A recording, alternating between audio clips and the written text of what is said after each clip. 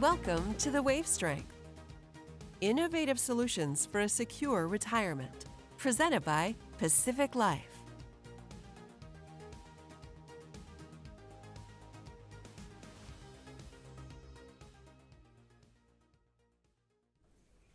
All right, everybody, we are live. I want to welcome everybody to the 2024 DECIA Innovation Forum and an episode of the Wave Strength webinar series. My name is Jim Breen. I'm head of marketing with Pacific Life's institutional team. Joining us today for a very exciting live session, we have Lavina Mehta from Franklin Templeton and Kelly Henson from Mercer. So both of you, thank you so much for joining us and being with us today. I really appreciate it. Thank you. Thank you. Absolutely. Now, before we jump into our conversation, which is auto feature and participant engagement, I'd like to just explain to everybody, both here in the room and our friends that are joining us online and virtually, what this is. So I just want to first call out and thank you, DECIA, for allowing us to try something new. For about 4 years now, as Daryl alluded to a moment ago, we started a institutional business team at Pacific Life, something that doesn't happen very often in our 155-year plus history. But guess what? We started that 2 weeks ahead of a global pandemic. So what do you do to try and engage people, build a business while everybody's recoiling into their offices, right, in their home offices? So we leaned into opportunities that would allow us to think differently, be innovative. And one of those was leaning into video-centric approaches as we present ourselves out in the market.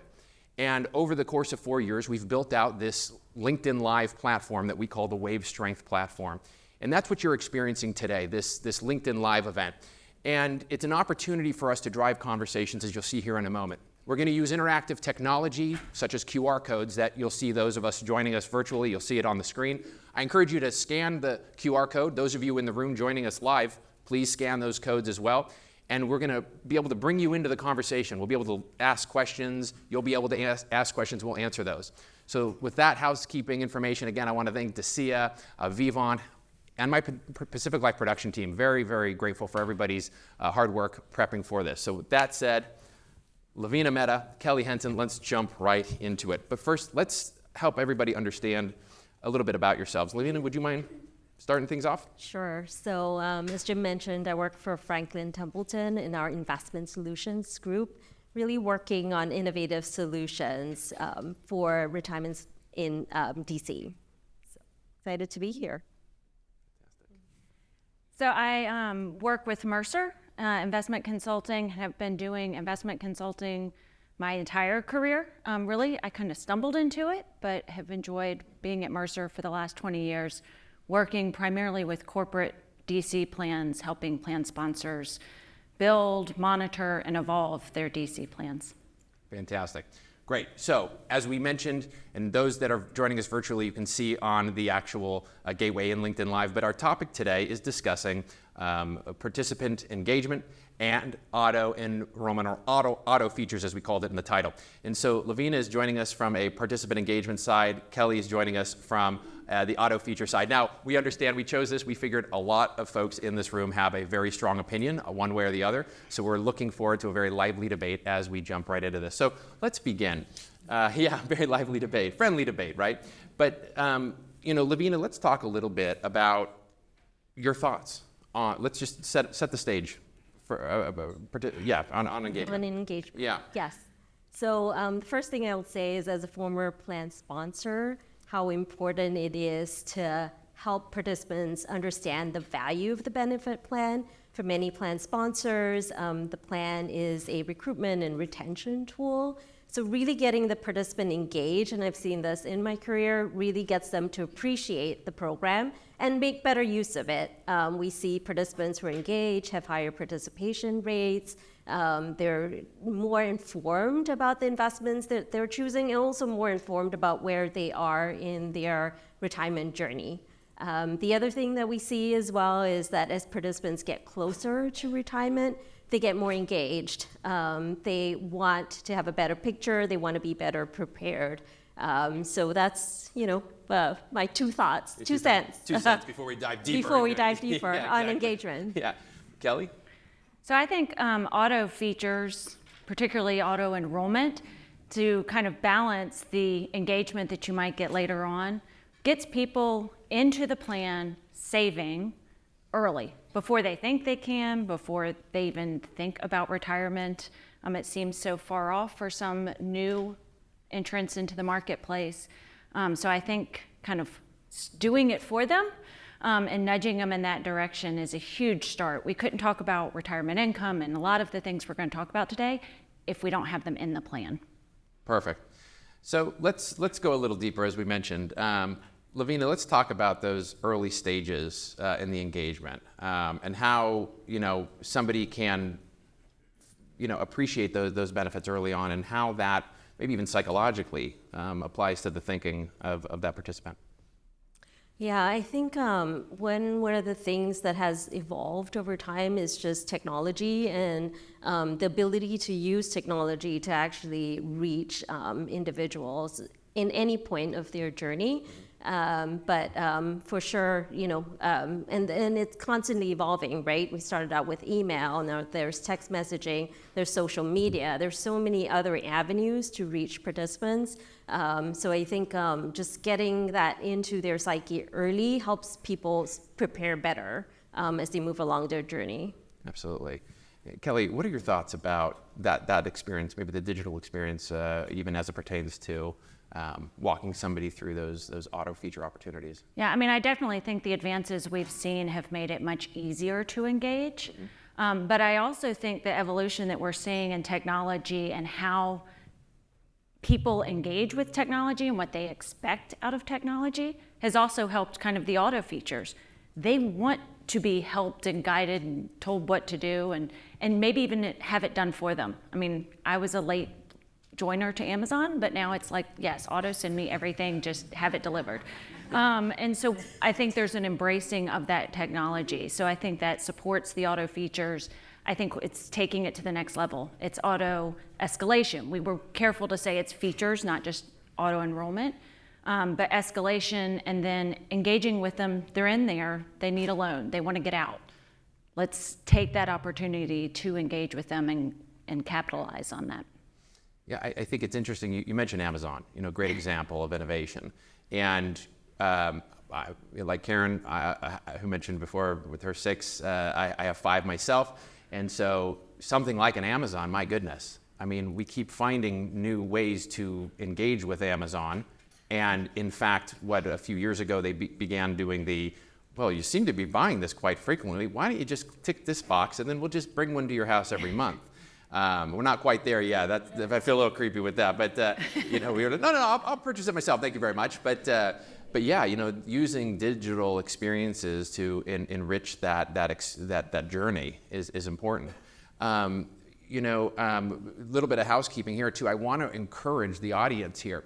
So if you have LinkedIn on your phone, you can jump over to LinkedIn, search Pacific Life, and then you can jump into this actual conversation and add your thoughts, ask questions, right?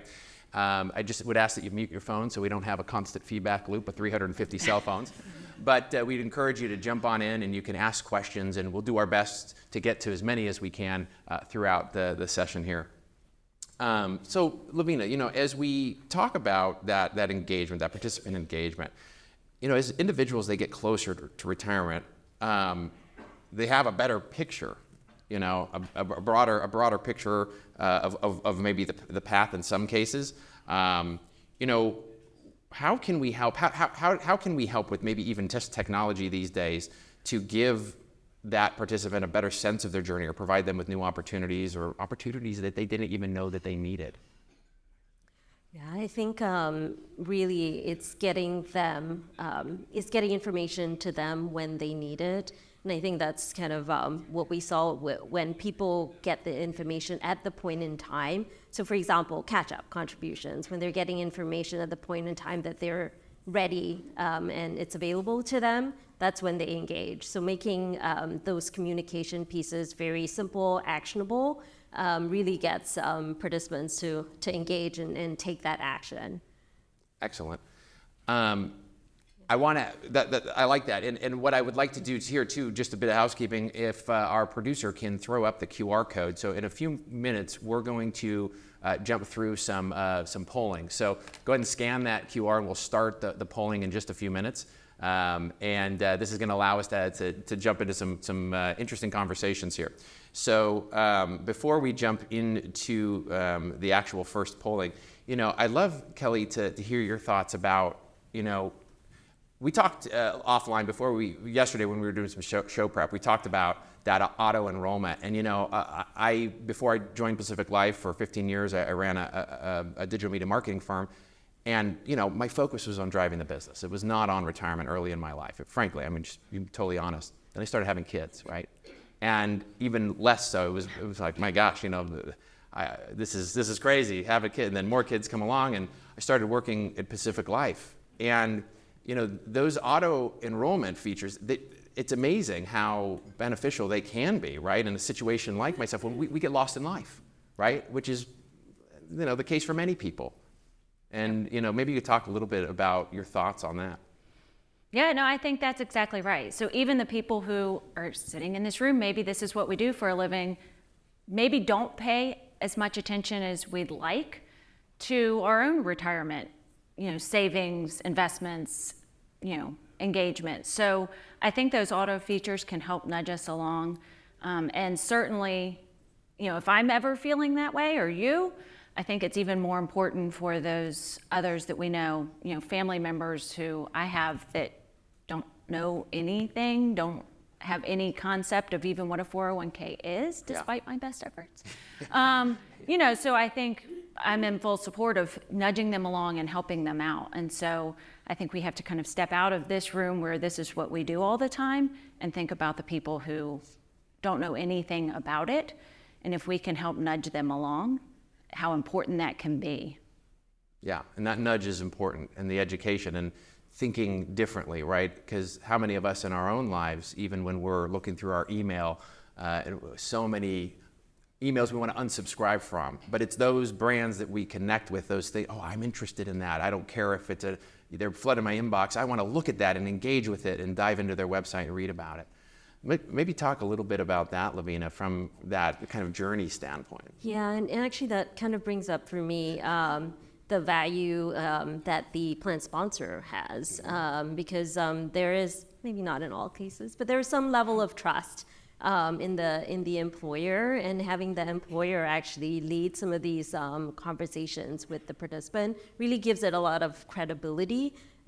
So it's important for the employer to embrace that education and engagement element along the journey and reach out to individuals through various media to be able to get them engaged in understanding what their situation is. Excellent. So let's jump into that first polling question right now. So we'll go ahead and put that up on the screen, and you'll see it here in just a second. So looks like everybody was quick to the gun. Look at that. Great. So the question we asked is, at what point in your financial journey would you consider using more financial tools to engage with your plan? So it looks like we see, a couple of them changed a little bit there, but early career, under 35. That's surprising, because Kelly and I were thinking it would be kind of more in that mid-career range. We thought it would be mid-career. So I think it's a combination, right? Yeah, exactly. Well, let's just take a live poll. Show of hands. Who's surprised by that? Show of hands. Who's surprised? Okay. A majority of the room. Yeah. Very, very interesting. Okay. Very good. We'll do another polling question a little later on in the show here. I'd love to jump into auto features, and let's talk about some of these potentials to undersave. If you enroll at a 3% amount, let's talk a little bit about that. Yeah. So I think while auto features was a great addition, things we can do for the participants, we have seen some drawbacks to it. Mm-hmm. People who can't save take out loans was the first sort of thing we heard about it, but also undersaving. So you mentioned the trust that people have in their employer and what they are told or given by their employer. Well, you saw people have, auto enrollment at 3%. And so that's where the participant stayed, at 3%. And that's not enough to help them to actually have enough for retirement. So I think that, auto escalation helps if everyone added that to it. But that's the biggest downfall, is we saw it is the trust that you mentioned. And so people just stay wherever they're told. They feel like it is an endorsement of that savings rate, so to speak. Exactly. And To that point, I'm going to go live to the questions here. So we have Duncan. Thank you for joining us in the live conversation, Duncan. Duncan is asking from an auto feature standpoint, do auto feature options vary from customer to customer, or can they be standardized? From employer to employer, I think certainly they can be. Within a plan, I think there's some standardization that has to happen, but certainly by plans, it can vary greatly, whether they have auto enrollment, auto escalation, and then auto escalation at all different levels. It does need to be tailored to the company. Part of it, there's a cost to it if you have a match. So, we can't say it doesn't come without a cost. Yes. But yeah, so that can be tailored to your specific company and employee base and what's needed. Very good, very good. What are some of the things, let's talk a little bit about ways in which we've been surprised in the market. I mean, from maybe a participant engagement journey standpoint, Lavina, anything that has surprised you in your career, maybe even within these last 5 years as a result of the pandemic, new technologies, et cetera, anything that has surprised you from an engagement standpoint? Yeah, I do think, the pandemic is an interesting use case here, right? We did see more engagement and partly, I think, and I was a plan sponsor at the time, I have to say. So we did kind of make use of that opportunity to do more communication virtually. It used to be that a lot of our sessions were in person prior to that, but then with the move to digital and virtual, and because people were at home and had the time, we did see more engagement for those kind of virtual sessions, and even one-on-one sessions with advisors where it used to be in person. It kind of moved. The service providers caught up and were able to offer virtual one-on-ones, and I think that's really taken off. So it makes it just easier to reach not just the individual, but their household, right? Mm-hmm. So if you're reaching them at work, it's probably just with that individual. But if you do a virtual, after office hours, you can actually reach the household. So I think there is a shift. And then the other point that was already made, but with just consumerism and people getting used to being kind of bombarded by different, but it also makes them more comfortable with like, oh, okay, they know this and this about me, that's fine. Where it used to be like, I don't want to share any information with my employer or service provider. I think people are getting a little bit more comfortable with having that information shared so that they can be better served. Excellent. Jumping back into the questions, we actually have Dana joining the conversation. So Dana, from a participant engagement, is talking about omni-channel participant experiences and thoughts that you may have on building those omni-channel participant experiences. And maybe I can help with this one too, but the types of marketing technology that can help us realize something like that. Yeah, I mean, I think the more channels that you can use to reach individuals, the better. Obviously not an expert on all technology, but I'm sure we're going to hear more later today on different panelists as well. Absolutely. But yeah, no, for sure, I think that's a huge opportunity. And leaning in, as we've done at Pacific Life, to a very video-centric approach in the way that we can connect with these audiences, whether it's a brochure or whether it's a landing page or whatever the case may be, we find that through these SEO, search engine optimization strategies, we're able to engage with folks in ways that perhaps just the flat brochure just wouldn't be able to do, or just the static landing page wouldn't be able to do. And also a result of the engagement that we're experiencing today with this live stream session. So I'd love to pose the other question, the same question I posed to Lavina a moment ago, Kelly. In the last several years, anything that has struck you as an aha moment or oh my gosh, I wasn't expecting that. I didn't think that would be a realization that I would experience. Yeah, I mean, I know I'm supposed to sit on the side of auto features here, but I think really the pandemic accelerated everyone's engagement and the way that people are engaging. I guess my aha moment would be that people did get so comfortable so quickly with the technology. I expect it out of younger people, my son, who's better than I am at it. But someone like my mother, even her being more engaged with things being digital or online banking, I would never have thought she would even think to do anything like that. She still likes a branch, is now embracing things like that. So I think that's It's not auto, I think is a huge shift and benefit that we've had over the last few years. Absolutely. Very good. Let's talk a little bit further down the road, and when somebody's getting closer to that retirement point in their life. And Lavina, from an engagement standpoint, how can one manage that drawdown? I mean, it's a heavy concept for a lot of folks. So once that person retires, what can we do? Yeah, I think earlier in the journey, and now I'll speak for auto features as well, to say, yeah, it makes sense to do some auto, but as the individual gets closer to retirement, potentially has had multiple employers, really what they're looking for is a holistic approach. And to the extent that the employer wants to be that landing destination for that individual, it behooves the employer to provide those kind of options in retirement, just the way you have options getting into the plan, right? How much you want to contribute, and loan features and all that. We need more optionality in the drawdown phase, and I think we are moving in that direction. A lot of plan sponsors have already put in features around systematic withdrawals, features that are available at their record keeper, but we need to do more. We need to provide more optionality, more different investment types, some guaranteed, some non-guaranteed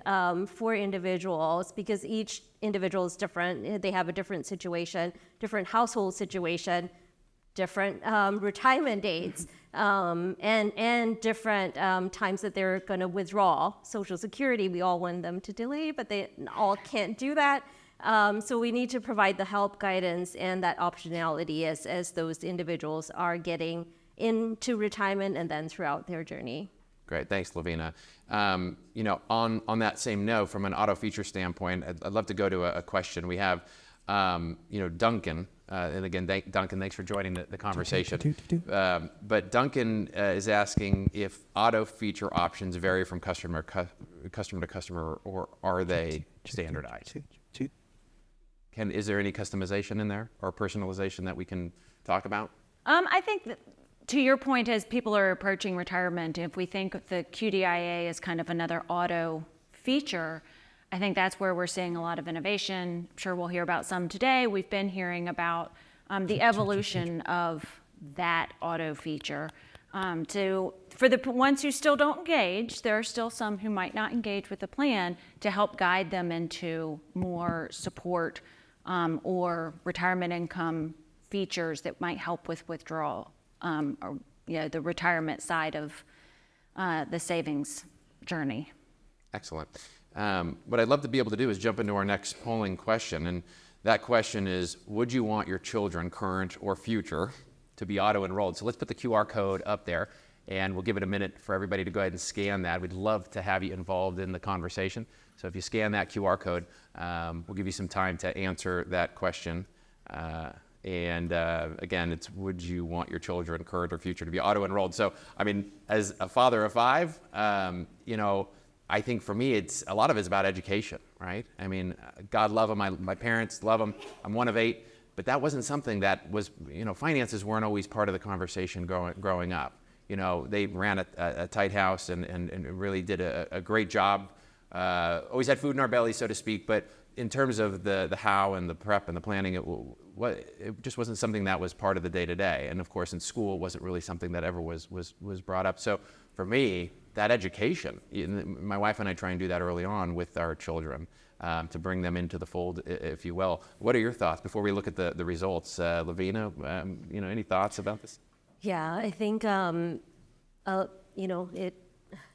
as parents, we're experiencing that we need to provide that education to our kids, and I do hope as we move along that we introduce more financial literacy in education, but a lot of it kind of falls on us at the moment, and really much needed is more financial education for kids as they're going through high school, college, helping them manage their finances and just learning the basics, to survive. Even the basics, right? It's so helpful to build that foundation. I mean, I had a quick discussion with my son just the other day about credit cards, how they work. He's like, oh, they're terrible. I'm like, well, it's not terrible, but yes, it can be, and talking through that. So, and I would add husbands on there with kids. Auto enroll everybody, sisters. I'm in full support of that, but I think the education certainly has to go along with it, and proper education, because I also have learned from my son that, he starts spouting off all these facts, and my husband and I are like, where did you even hear that or get that? And they're not always accurate, so. TikTok. Mom. Yeah. Luckily, TikTok. it's a version of that. Well, it's such an important opportunity to remind ourselves as an industry sometimes, a lot of the research, Alliance for Lifetime Income has done a great job on this, but just so much of the research says that people downstream obviously just they don't understand it. What a great example with your son. And those of us that are trying, whether we have kids or not, or we're just trying to build resources for our country to better understand retirement in general, if not the journeys. It's so important for us to think at that level, right? And to create the content and create those messaging opportunities so it really can resonate, depending on where that person is in their journey. Be it the person who's just learning, as in the example with your son, or somebody that's perhaps as I mentioned earlier with my folks, they're entering into retirement, and fortunately my dad, with the government pensions, he was okay, but it's not the same for everybody. Let's look at the results for that life poll that we just did. Again, question is, would you want your children, current or future, to be auto-enrolled? Well, look at that. I think that answers the question. Yeah. No, that one's not a surprise. Yeah, I won't even do a show of hands here. I'm sure that everybody, that's very good. Well, this is very, very interesting. So before we begin to wrap things up, I'd love to just provide the opportunity to see if either of you had any last thoughts, anything that you'd love to share, Kelly, from a auto feature standpoint, anything you'd love for the room here and our virtual audience to know about your thoughts on auto features. Yeah, I think it's a great start, and I think it's never stopping. So auto enroll, think about auto escalation, at what point, at what level, and then incorporating the engagement as part of that. You have their money, now capitalize on that discussion that you have with them. Yeah, and I'll just add that, start the engagement early. Yes, you may have auto features and it does make sense, but you want to, as a plan sponsor, employer, provider, bring that value of the retirement plan to the employees early, so they can start getting educated, so they can start engaging, they can start with little steps, so that when they get to the point where they really have to think about their retirement, that they're already partway there or already there. Because we know the power of compounding, right? You have to start early, you have to put in enough, because if you don't do that, you're just never going to get there. So I think auto features are great, but we really need to complement that with engagement, with communication, all along the journey. Fantastic. Well, I'd love to begin to wrap things up here, but first, I really want to thank Lavina, Kelly, the two of you, for joining us here, taking this opportunity to try something different and something innovative. So let's give a round of applause to both Kelly and Lavina. Thank you. Thank you very much. And to our audience, I want to thank you for joining us on a live edition of the Wave Strength webinar series. Again, I'm Jim Breen with Pacific Life, and I want to encourage you to head over to Spotify, Audible, YouTube, like and subscribe the Wave Strength to stay current to other content that we're constantly pumping out. So our live folks and folks here in the room, I want to thank you again, and we'll see you next time, everybody.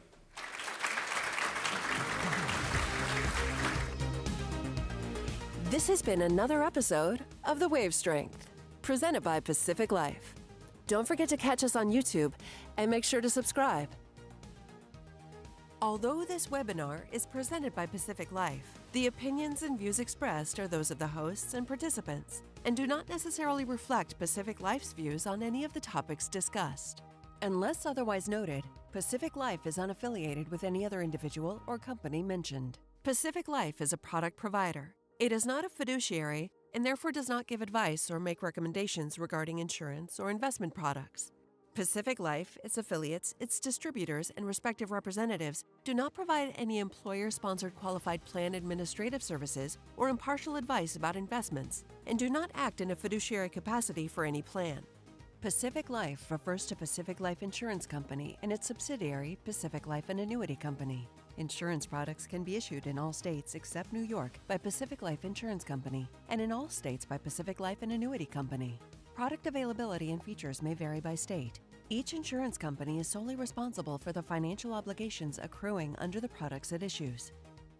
Guest speakers are solely responsible for the content of their presentations and do not necessarily represent the opinions of Pacific Life and its affiliates. The views expressed in this presentation are those of the authors and presenters. They are subject to change at any time. This webinar was recorded on February 28th, 2024.